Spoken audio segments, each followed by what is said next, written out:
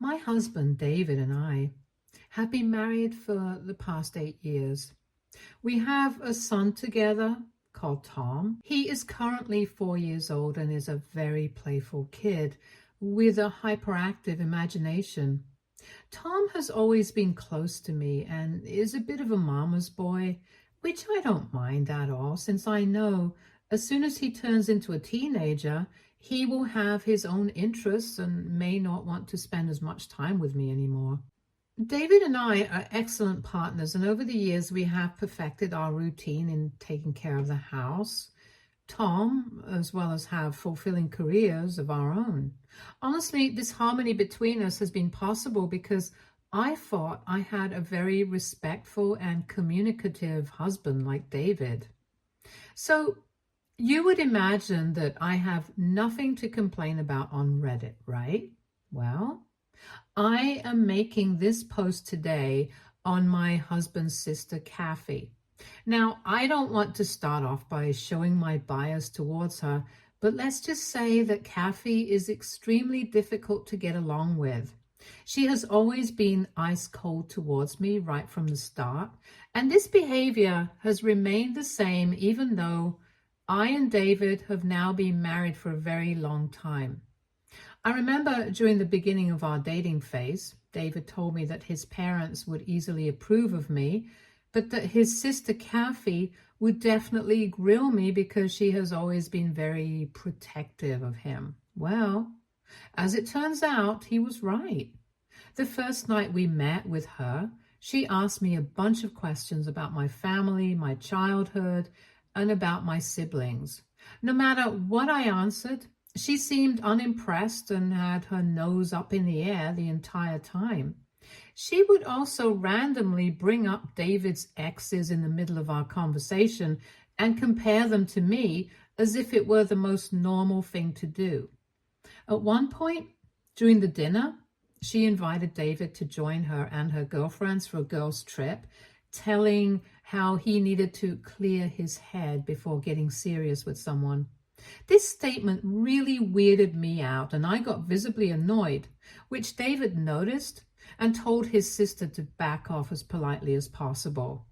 Now, this is something that has sometimes annoyed me about my husband. Although he does stand up to his sister, he's not really strong about his boundaries because of his affection towards her. I guess this makes her assume that she can keep pushing the matter because she is the older sister, and according to her, only she has the best interest about him. Since that first dinner date, I was convinced that Kathy and I did not like each other. It did hurt me a bit, but I wasn't going to go out of my way to convince someone to love and accept me if their mind was already made up. And despite this incident, I was always polite to her whenever we did meet next, but she never made it easy for me. One incident in particular that pops up in my mind immediately is David's grandparents' anniversary party. They had invited the entire family, and I was invited as David's plus one, as we had been dating for 1 year by then. Throughout the party, his family members would come up to me to strike up a conversation, and I honestly loved how chill and friendly his family was. The one person who didn't speak a word to me or even greet me was Kathy. I noticed that and kept out of her way as much as possible. At one point, his grandparents asked everybody to gather round so we could all take a group picture today. As we gathered together, Kathy loudly pointed me out and asked me to get out of the picture. David looked at her with his eyebrows raised as Kathy went on to say that maybe he would break up with me in the future and that she didn't want one of her brother's bimbos to be a part of this picture. My face got red in embarrassment as everyone looked uncomfortable as well. David tried to argue, but Kathy kept talking over him, saying how I was just a random stranger and I should not have even come to this function to begin with. I had heard enough and I felt utterly humiliated. David had attended many of my family functions and none of my family members had ever treated David this way. I excused myself and walked back into the house so I could look for my car keys. I had no intention of spending a minute longer with that woman. David and his parents came rushing behind me trying to apologize. His mother tried to convince me to go back with them, but the moment had been ruined. I could hear David's grandparents chastising Kathy loudly, and I felt even more guilty for ruining everybody's day. I left immediately, and that evening I even contemplated breaking up with David, as I knew I could not handle someone like his sister. However, as it turns out, David came to my place with flowers and pastry to apologize. He told me how everyone had laid it on Kathy for being rude to me, and that he had threatened to cut off things with her as well, which had apparently made her cry.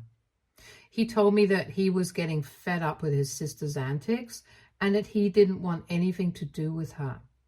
We did talk a lot, but I felt reassured that he stood up for me.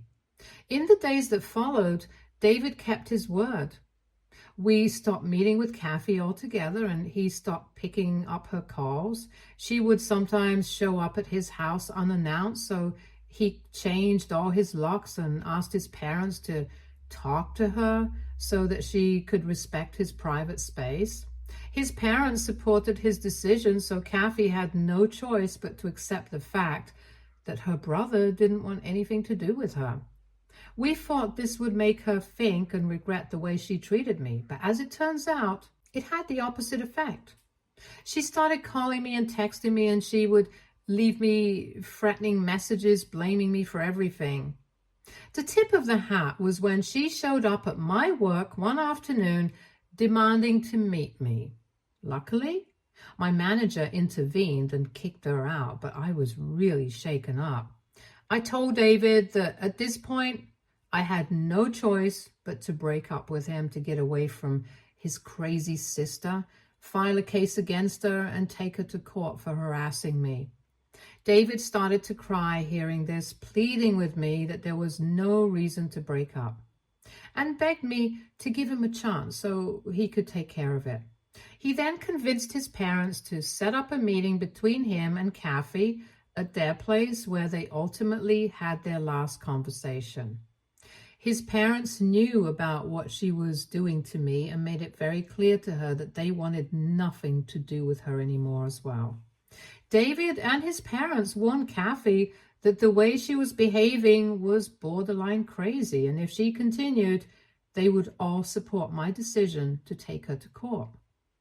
I don't know how, but Kathy finally broke down and admitted that she needed help. She opened up to them about how she was just spiraling and didn't know how to stop. She also revealed to everyone that she had lost her job and had been unemployed for the last few months, which had added on to her poor mental health. Luckily for her, David's parents stepped up and admitted her to a psychiatric hospital immediately, where she could be closely monitored. David reiterated his wish of not staying in touch with her, which Kathy finally learned to accept. She did send me an apology text, which in my opinion seemed a bit half-hearted, but for her sake, I hoped that she would heal. When David and I finally got married, we decided to not invite Kathy, even though she had eventually been discharged and seemed to be doing well in her life. I wanted nothing to do with her, and everybody respected my wish. She did send me flowers congratulating me on my happy day, which I very much appreciated.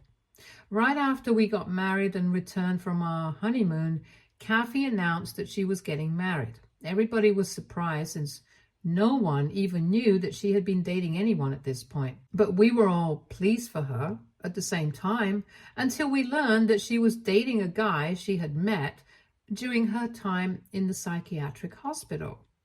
Now, just to give you all the full context, this guy, James, was schizophrenic and an alcoholic who had volatile tendencies, according to his doctors. Understandably, David and Kathy's parents were a bit worried when they found out. Kathy announced to everyone that her marriage would take place the next month, and she wanted only David to be there and not me. I kind of expected it. And it made me relieved that she had not invited me, as it saved me the time to come up with an excuse for not attending. However, my husband felt offended that his sister just invited him and not me, so he did not attend the wedding as well. Those who did end up attending their wedding later told us what a nightmare the event was. It turns out that Kathy and James were totally wasted during the ceremony and could not even properly repeat the words after the priest. During the reception, James kept drinking and got so blackout drunk that he started to rip open his shirt and pants while everyone just stared at him in horror. Being schizophrenic, James did not like the staring and immediately attacked the server at the event, who was just an innocent bystander screaming about how the server looked suspicious and was hiding something. James's family eventually calmed him down and convinced the server not to press any charges against James by paying him off. However, this incident understandably scarred everyone, and we all felt quite worried about Kathy's safety. If James could attack a random stranger, then what was the guarantee that he would not attack her? David and his parents did try to get Kathy to talk to her privately about her husband's strange behavior, but Kathy seemed convinced that she could change him and make him all right. No matter how much her parents tried to tell her about the red flags, she seemed convinced that James would never harm her in any way. I wish I could write here that she was right, but as you can already expect, James treated her exactly like everybody warned her about. Over the years, David and his parents tried to stay in touch with Kathy, but James would knowingly cut off her contact with anybody and prevent her from talking to anyone. We could not file a case against him because Kathy refused to accept any help.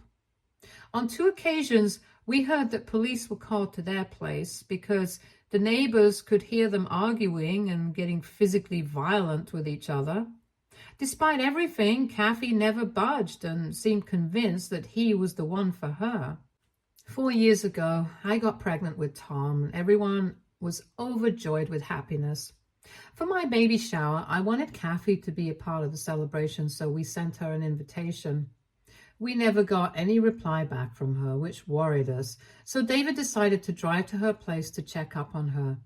Turns out, James had completely cut her off from any communication with us and had thrown away our invitation so she would not even find out. I don't know exactly what happened, but David understandably got pissed, so he and James exchanged a few heated words which did not end up going anywhere because Kathy did not feel that what her husband had been doing was wrong in any way. In frustration, David left, and that was the last we knew anything about her. We never contacted her again, even when Tom was born. Her parents also stopped going above and beyond to convince her, and we all just prayed that she would be okay. These past few years after Tom was born have been utterly peaceful and full of love. David and I never had any major issues to begin with, and now we have both reached a wonderful understanding and rhythm in our marriage. Tom is a very curious kid, and he keeps us busy with his antics. David's parents visit us every weekend so they can babysit for a few hours while David and I have our weekly date night. It gives us some time off while the grandparents spend quality time with Tom. Everything seemed to be going well until 8 months ago when Kathy showed up at our doorstep all muddy and disheveled. Her feet looked dirty and she had no shoes on. We immediately let her in and I rushed to bring her a blanket, so she seemed to be shivering. And we had not seen her for years at this point, so we didn't know what to say. David kept stroking her hair and asking her if she was okay. She looked numb and stared off into nothing in particular. Eventually, she revealed to us that she had just miscarried. We sat in shock as she continued to recount how she had gotten pregnant a month ago and thought James would be happy for her. In the beginning he was, but over the weeks, he got more and more suspicious that this baby was going to take her away from him and that she would not love him the same. They would fight a lot and he would threaten to mix rat poison in her food to make her lose the child. Kathy told us that she woke up that day feeling uneasy, and when she went to the doctor, she found out that she had lost her child. She felt so sick and numb that she could not get into the car and drive back home, so she decided to just walk. Somehow, her brain led her up to our house, but I guess she must have at least walked 20 blocks or more bare feet. She did not remember why she had no shoes on. I felt so sorry for her and immediately gave her a hug. She took a moment to register the hug, but when she did, she hugged me back. We sat there for 5 whole minutes as Kathy slowly cried into my arms. We knew right then and there that this was her way of asking for help. David seemed ready to confront James directly, but I persuaded him to call the police and notify their parents, who would be better equipped to handle the situation. His parents were incredibly grateful to have their daughter back and assured her that they would support her no matter what. When the police took her statement, they were as shocked as us by the multiple abuses that Kathy had endured in her marriage until that point and kept quiet. James was then immediately arrested despite his protests and threats. He did keep denying it until the very end that he had nothing to do with her miscarriage, but as it turns out from Kathy's report, she had been indeed poisoned by him, which led to the loss of her baby. Long story short, because of James's mental issues and his incompetency to stand trial, the judge sentenced him to a psychiatric facility for treatment indefinitely. This decision was obviously frustrating, but we were also grateful to have Kathy back, safe and sound. I have to clarify that all my previous feelings of animosity towards her had disappeared at this point. As a woman, I felt bad for her and I wanted nothing but to forget our past so that we could keep moving forward. I wished nothing but for Kathy to heal after all this ordeal. She also seemed calm around me and was no longer mean. When we felt that she was ready, we introduced Tom to her as we thought it would help her recover faster. She got extremely close to Tom in a short time, which none of us minded really. I guess this should have been my first red flag. Over the weeks, she would find ways to spend more and more time with my son by showing up unexpectedly at our place without calling first. She was staying with hers and David's parents, so she could easily just drive over.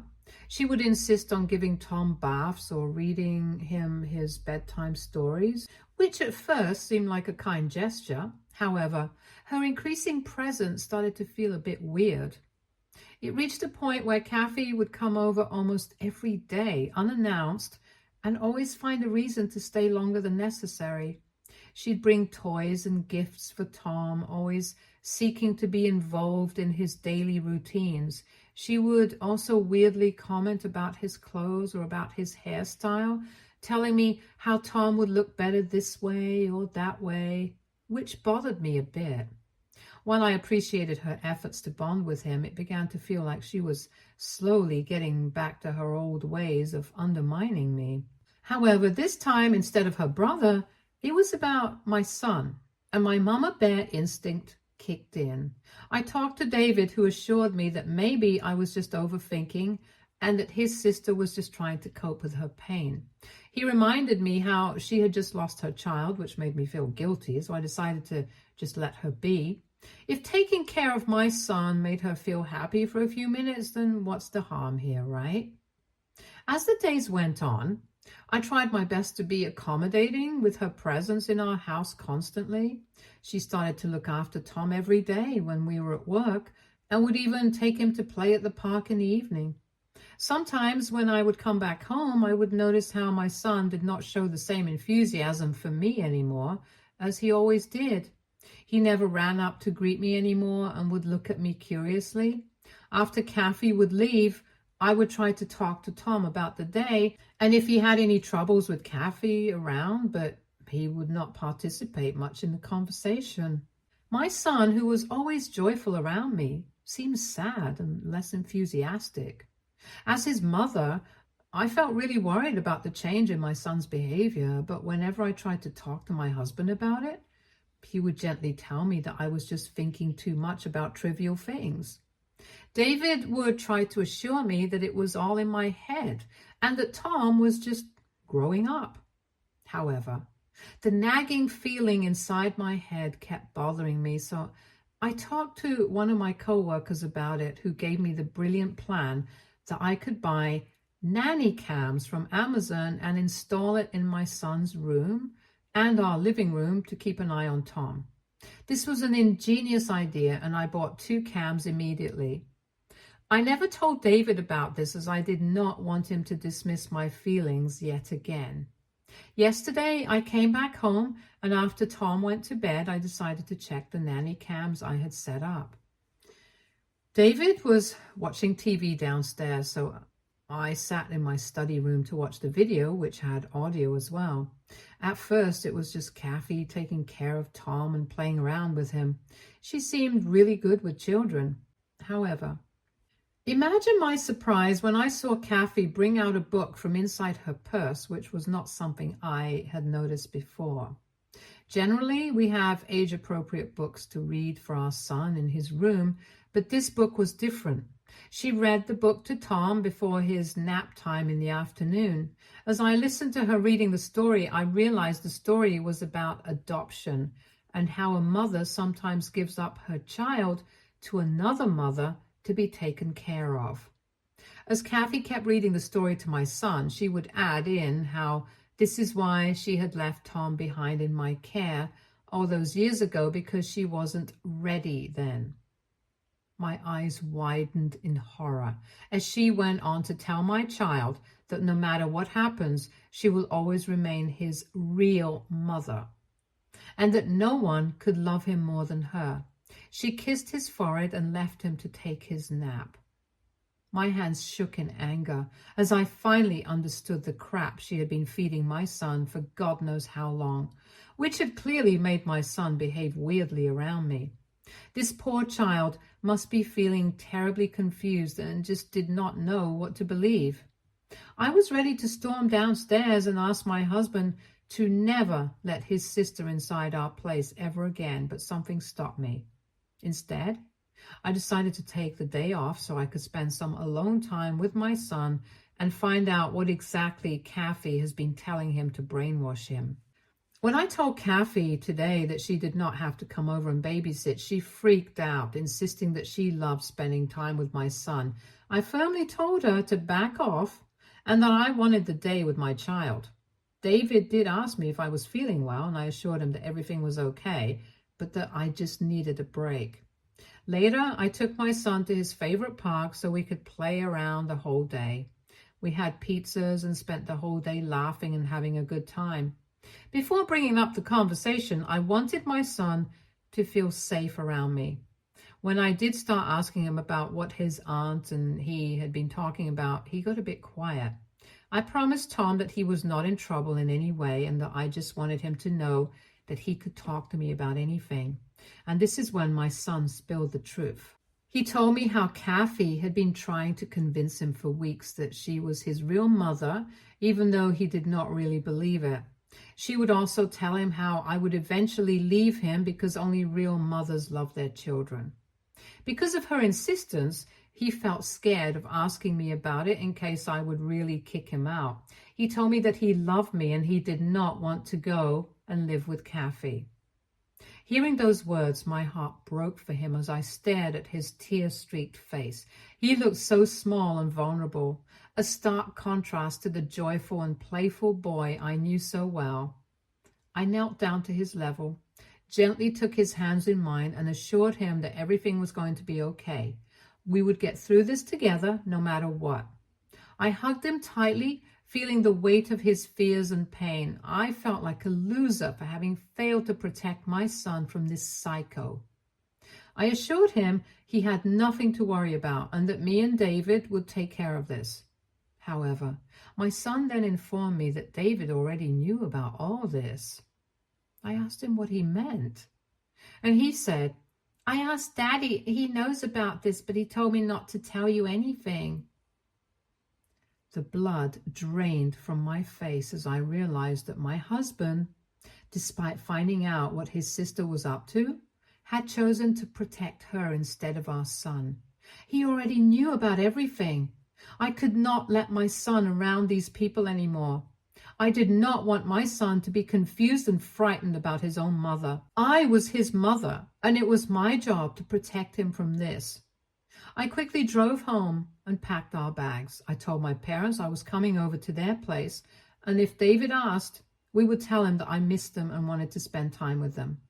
Luckily for me, my parents are very supportive, so they did not even hesitate to say yes. As I'm writing this, I've already talked to my parents about everything, and they are as shocked as me about what Kathy has been telling my son. David did call me when he must have returned home to an empty house, but I tried to sound as normal as possible, telling him that I needed a break from our place and my work. He did sound curious, but I assured him that I would stay with my parents for just a few days. We seldom fight, so I guess he didn't think much about it, even though my behavior must have seemed strange to him. I am so conflicted right now. I have no idea what I should do. How should I be confronting this situation? AITA for distancing my son and me from my husband's crazy sister? Update 1. Wow. I woke up to almost 600 plus comments under my post. I can't believe so many people even use Reddit and have come across my post. I have used all fake names in my story, so hopefully none of David's family members find out that this is about him.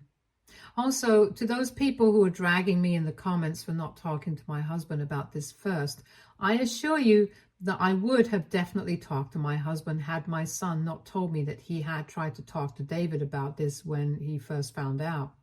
Call it my mother's instinct, but the fact that my husband knew for weeks about how differently my son had been behaving with me, but would gaslight me continuously, goes on to show that a confrontation with him would not have led to anything constructive. I also wanted to take my son immediately out of that situation, and he is now much safer with my parents here. No psycho can feed him lies, and that's all that matters. Kathy has tried to get in touch with me several times, sending me multiple messages insisting that she needs to meet my son and how much she misses him. I plan on putting an end to this once and for all in the upcoming family get-together at David's parents' place this coming weekend. This get-together has been planned for weeks in advance by me, as David's grandparents are visiting, and I thought we could all spend some quality time together. However, in light of recent events, I plan on using this opportunity to speak my truth and make sure that Kathy comes nowhere near my son ever again. Update 2. I'm back with an update. I finally confronted David and Kathy as planned during their family get-together. I was so nervous before going, but I decided to take the Nanny cam recording with me so I could have legitimate proof to show everyone. Without going into too much detail and just getting straight to the point, I did call out Kathy in front of everyone during lunch. She looked shaken up and tried to laugh it off as if it wasn't a big deal. And then I showed her the Nanny cam and told her how I had recorded what she had told my son. I watched the color drain from her face as I then sent the video to the family group chat so everyone could see what I was talking about. Her parents were horrified as they watched her trying to convince my son that she was his real mommy. After this, I confronted David and told him how he failed to protect our son. My husband looked really guilty but tried to justify it, saying he didn't think much about it and thought that this would help his sister get over her grief. He felt torn between supporting his sister's recovery and telling me about it, but ultimately he chose to keep quiet. I informed him that because of his actions, I did not trust him anymore and could not let my son around him or his family ever again. For the first time in a long time, I watched my husband break down in tears, but I did not budge from my decision. I informed him that I couldn't have my son grow up in a family where his dad refused to stand up for him just to protect his mentally ill sister. David and Kathy's parents and grandparents apologized to me and assured me that they would make sure that Kathy came nowhere near our son ever again. Kathy looked utterly humiliated but didn't even have the shame to apologize once. David kept justifying his actions, but I paid no heed. I left shortly after this confrontation as my work here was done and I wanted nothing to do with either of them anymore. Update 3. I see some of you are confused with my decision, so I just wanted to clarify. Yes, I plan on divorcing my husband. I know many of you wanted me to give a second chance to my husband as this wasn't entirely his fault, and I do agree.